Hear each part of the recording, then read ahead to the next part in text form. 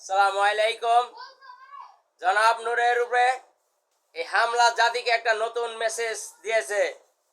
এখনই আমাদেরকে সতর্ক হতে হবে।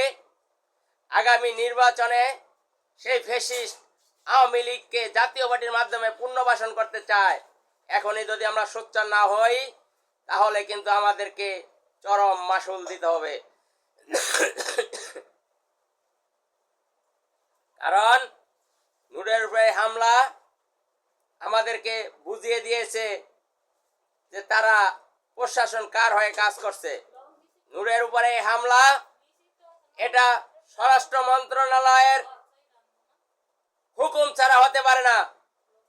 নূরের উপরে হামলা আমাদের প্রত্যেকটা রাজনৈতিক দলকে আঘাত করেছে, শুধু নূরকে আঘাত করেনি।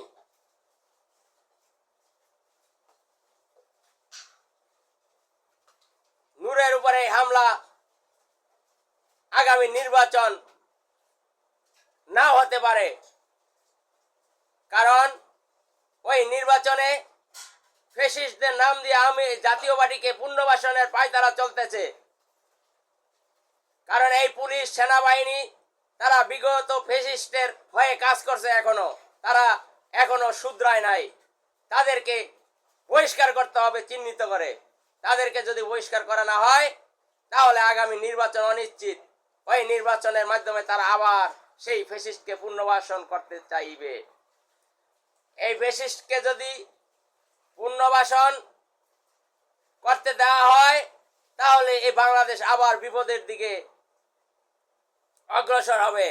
আমরা এই বাংলাদেশকে বিপদের দিকে অগ্রসর হতে দিতে চাই না। এজন্য ফ্যাসিস্ট বিরোধী আন্দোলনে যারা সোচ্চার ছিল এবং যারা দেশপ্রেমিক জনতা, তাদেরকে আবার ঐক্যবদ্ধ হয়ে রাজপথে নামতে হবে। এখনই রাজপথে নামার সময়। এই নূরের উপরে আঘাত এটা আমাদের সবার উপরে আঘাত।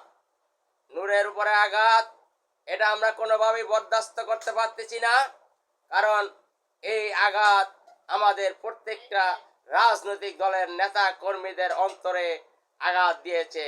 এবং এই প্রশাসনকে চিহ্নিত করে তাদেরকে 24 ঘন্টার ভিতরে আইনের আওতায় আনতে হবে। না হলে কিন্তু আগুনের দাবানল দাউ দাউ করে জ্বলে উঠবে, তখন কিন্তু আপনারা নিয়ন্ত্রণের বাইরে চলে যাবে। সেই আরেকটা বিপ্লব আবার হতে পারে ইনশাআল্লাহ।